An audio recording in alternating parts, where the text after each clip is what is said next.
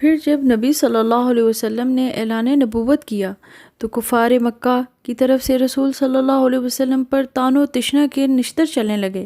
جب کفار کی یہ بیہودہ باتوں سے نبی صلی اللہ علیہ وسلم کبیدہ خاطر ہوئے تو حضرت خدیجہ رضی اللہ تعالیٰ عنہ عرض کرتیں، حضور صلی اللہ علیہ وسلم آپ رنجیدہ نہ ہوا کریں، بھلا کوئی ایسا رسول بھی آیا ہے کہ لوگوں نے اس کا تمسخر نہ اڑایا ہو۔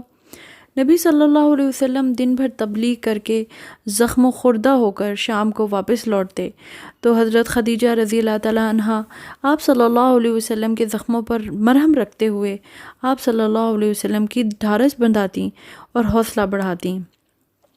حضرت خدیجہ رضی اللہ تعالیٰ عنہ کی باتوں سے آپ کو تسکین ہو جاتی تو تازہ دم ہو کر پھر تبلیغ کے لیے کھڑے ہو جاتے۔ حضرت خدیجۃ الکبریٰ کا نبی صلی اللہ علیہ وسلم کے ساتھ گزارا ہوا دور بڑا ہی آشوب دور تھا۔ ام المؤمنین رضی اللہ تعالیٰ عنہ آپ کے لیے سخت سے سخت تکالیف جھیلتی تھیں۔ آپ نے بڑے ہی نامساعد حالات میں رسول صلی اللہ علیہ وسلم کا ساتھ دیا تھا۔ نبی صلی اللہ علیہ وسلم کو حضرت خدیجۃ الکبریٰ رضی اللہ تعالیٰ عنہ سے بے حد محبت تھی۔ جب تک آپ زندہ رہیں حضور اکرم صلی اللہ علیہ وسلم نے دوسرا نکاح نہ کیا۔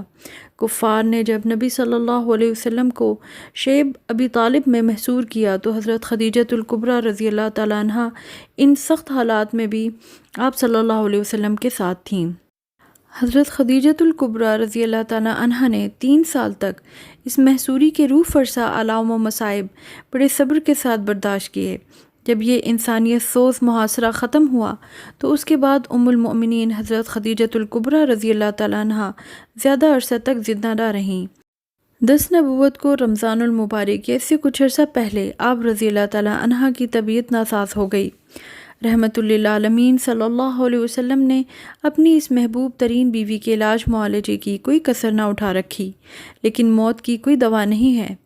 آخر اہل ایمان کی یہ عظیم ماں 10 نبوت 11 رمضان المبارک کو رسول اللہ صلی اللہ علیہ وسلم کو داغ مفارقت دے گئیں۔ آپ کی وفات سے نبی صلی اللہ علیہ وسلم پر غم کے پہاڑ ٹوٹ پڑے۔ جس سال حضرت خدیجہ رضی اللہ تعالیٰ عنہ فوت ہوئیں، نبی صلی اللہ علیہ وسلم نے اس کا نام عام الحزن یعنی غم کا سال رکھا۔